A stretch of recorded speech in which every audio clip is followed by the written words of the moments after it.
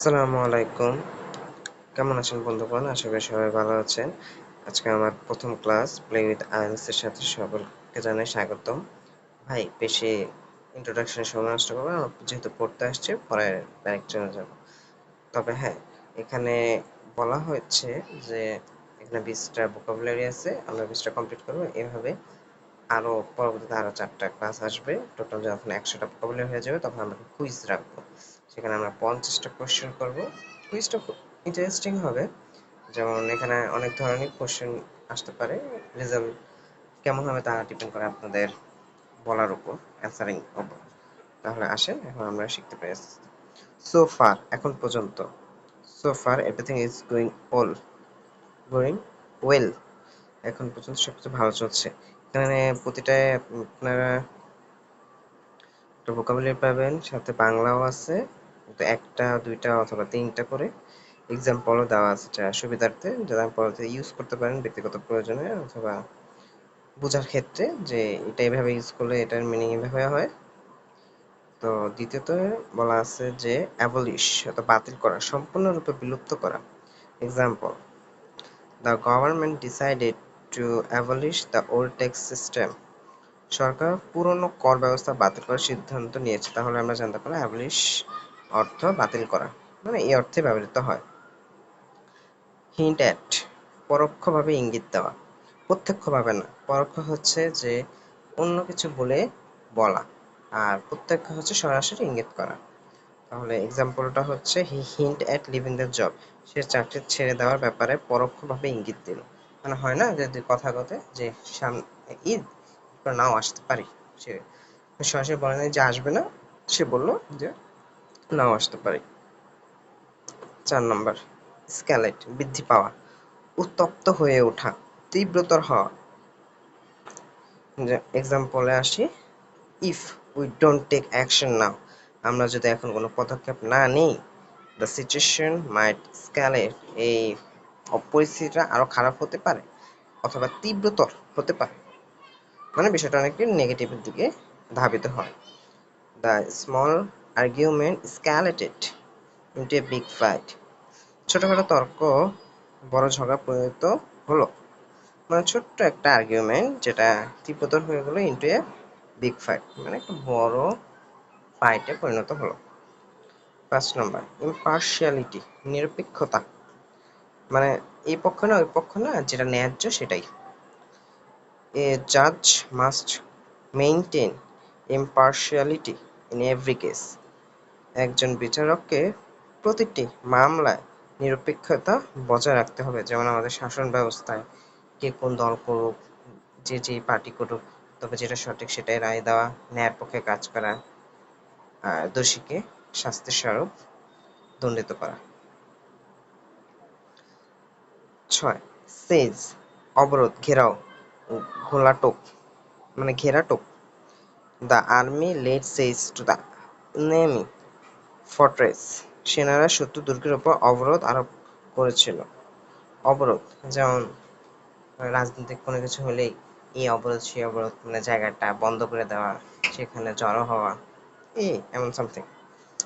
আরেকটা এক্সাম্পল বলতে পারি আমরা: protester tried to lay siege to the government building, বিক্ষোভকারীরা, প্রোটেস্টার্স হচ্ছে বিক্ষোভকারীরা সরকারি ভবন ঘিরে অবরোধ করার চেষ্টা করেছিল, যা প্রায় প্রতিনিয়ত আমাদের দেশে হয়ে থাকে।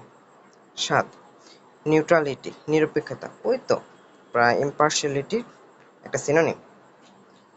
হ্যাঁ, এটা আমরা শিখে রাখি, এটা পরবর্তীতে কাজে আসতে পারে। যেমন আপনি যদি নিউজ পেপার পড়েন, হ্যাঁ, ইংলিশ বিল্ড আপ করার জন্য আপনাকে অবশ্যই নিউজ পেপার পড়তে হবে, পড়তে হবে, মাস্ট বি। কারণ সব তো আর বই থেকে পাওয়া যায় না, আর বই তো কন্টেস্ট রিলেটেডটাই পাবো। আর দৈনন্দিন জীবনে ঘটে যাওয়া রাজনীতিক, স্পোর্টস, এমন মিডিয়া, এন্টারটেনমেন্ট, অনেক কিছু আমরা পড়লে অনেক কিছু জানতে পারি, যেটাকে আমরা পরবর্তীতে এক্সপ্রেস, মানে আমরা মনোভাব প্রকাশে আহ, প্রকাশে যতটা প্রয়োজন ওয়ার্ড ভোকাবুলারি আমরা সেখান থেকে নিতে পারবো।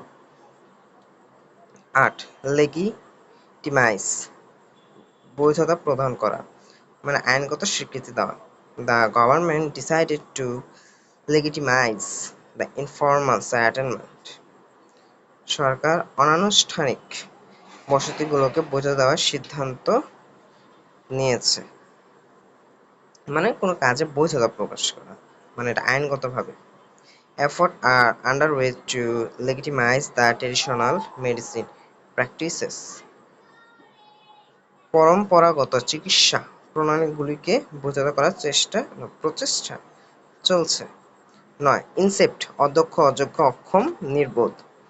ভাই, যেমন আমি একজন অযোগ্যই, অদক্ষই, শিখছি, যা পারি তাই শিখাচ্ছি বলতে তাই পোস্ট করছি, ভিডিও আপলোড করছি। যতটুকু আপনার প্রয়োজন ততটুকু দেখবেন, যতটুকু ইফেক্টিভ ততটুকু বলবেন, কমেন্ট টমেন্ট ইচ্ছা হলে করেন। He is completely inept at handling money, সে টাকার ব্যবস্থাপনায় একেবারে অদক্ষ। 9. ব্লান্ট ইন সামথিং, স্পষ্টভাষী, অকাট্যভাবে বলায় অভ্যস্ত, রুক্ষভাবে প্রকাশ করা। ব্লান্ট ইন আসলে একটা নির্দিষ্ট বা প্রচলিত ইংরেজি ফ্রেজ নয়, তবে আপনি যদি বলতে চান ব্লান্ট শব্দটি কোনো বিষয়ে ব্লান্ট ইন স্পিকিং বা ব্লান্ট ইন বিহেভিয়ার অর্থে ব্যবহৃত হচ্ছে, তাহলে সেটা বাংলা হবে ব্লান্ট ইন, স্পষ্ট বা রুক্ষভাবে মত প্রকাশ করা, blunt in. Example, he is blunt in expressing his opinion, সে নিজের মতামত প্রকাশে খুব স্পষ্টভাষী বা রুক্ষভাবে বলে। 2 নম্বর, she is blunt in her criticism of the government, সরকারের সমালোচনায় সে খুব স্পষ্ট বা রুক্ষ ভাষা ব্যবহার করে। হ্যাঁ, আমরা প্রায় প্রতিনিয়তই করি, যেটা আমলিক আমলে আমরা প্রায় করতে পারতাম না, অনেকটা স্বৈরতান্ত্রিক আমলেই ছিল বলতে গেলে। 10. ইনকোহেরেন্ট, অসংলগ্ন, অগোছালো, সংবদ্ধ, অস্পষ্ট বলা। ইনকোহেরেন্ট, হিজ স্পিচ ওয়াজ কমপ্লিটলি ইনকোহেরেন্ট, তার বক্তৃতা ছিল একেবারে অসংলগ্ন, অস্পষ্ট, মানে এখান থেকে আমি কিছু জানতেই পারলাম না, কিছু বুঝতেই পারলাম না, কি বলো না বলো, এক কান দিয়ে আসলো আর কান দিয়ে চলে গেলো, মাথায় আর রইল না। She was so nervous that her words became incoherent, সে এতটাই নার্ভাস ছিল যে তার কথা অস্পষ্ট, অগোছালো হয়ে যায়। মানে বিষয়টা আপনার কন্টেস্ট অফ ইনকোহেরেন্ট, অগোছালো, যেমন আমি অগোছালোভাবে বলতেছি ভিডিওতে, আমি নিজেও জানি না কার কাছে কেমন লাগতেছে। 11. প্লাগড বাই, ধারা, জর্জরিত, কষ্ট পাচ্ছে এমন কিছু ধারা আক্রান্ত।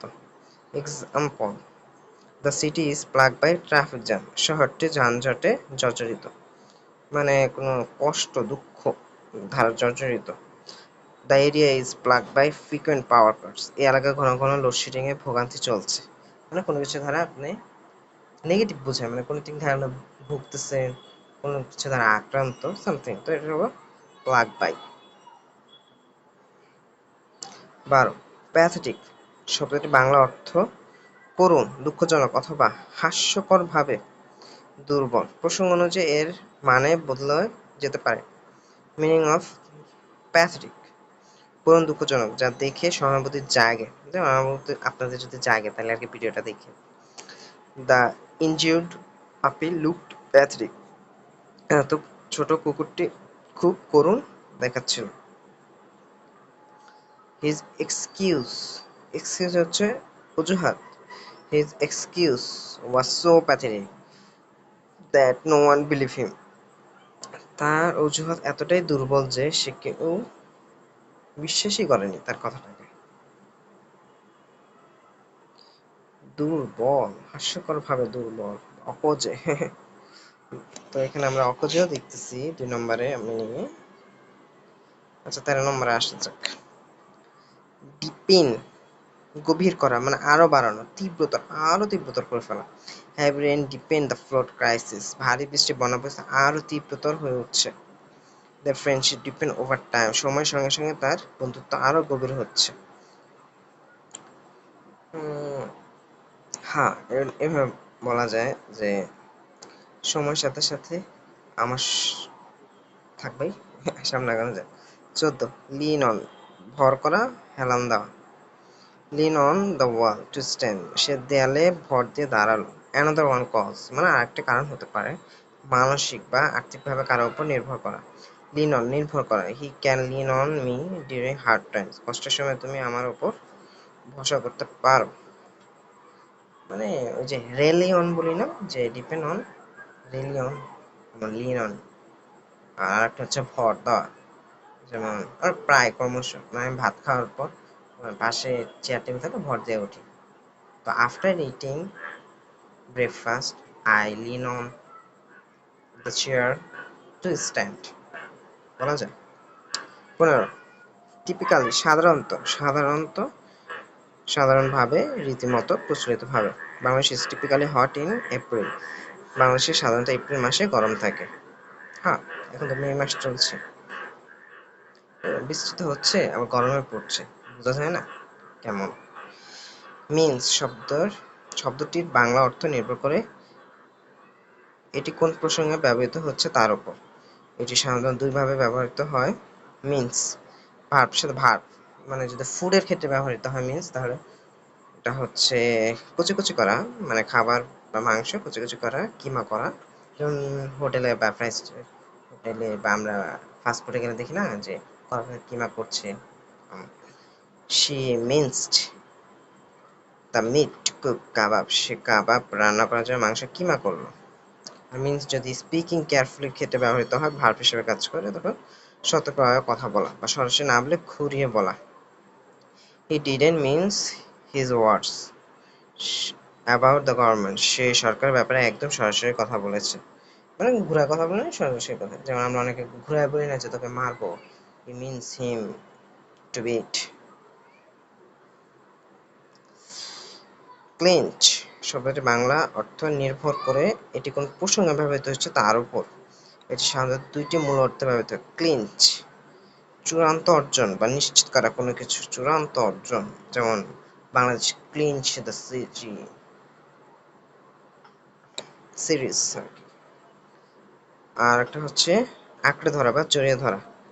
Example in Bangla, Bangladesh clinch the series with a 3-0 win, Bangladesh 3-0 ব্যবধান জিতলো, মানে নিশ্চিত করলো।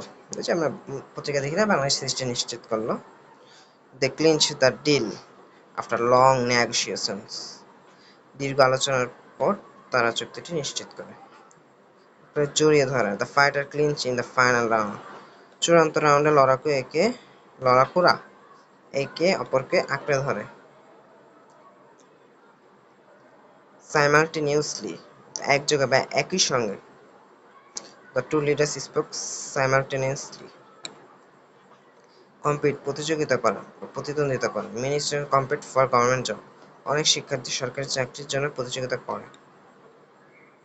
ভেলো অন একটি ইংরেজি বাক্যাংশ যার অর্থ নির্ভর করে বাক্যের প্রেক্ষাপটের ওপর, সাধারণত এটি দুটি অর্থে ব্যবহৃত হয়।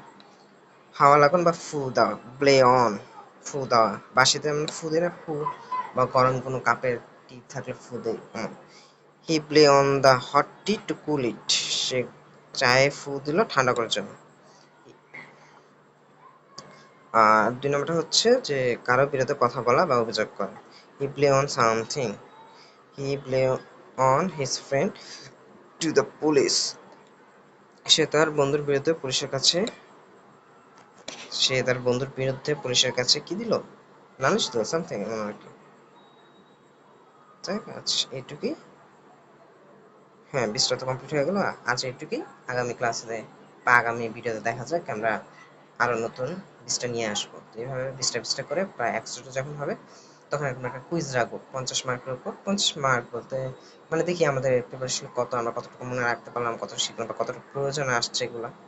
তো ষষ্ঠ ক্লাসে এটা আমরা বুঝতে পারবো। তো দ্বিতীয় ক্লাসে অপেক্ষা রইলো। আমি নিজে জানি না কবে ভিডিওটা দিব। তো আশা করি সবাই ভালো থাকবেন। আসসালামু আলাইকুম।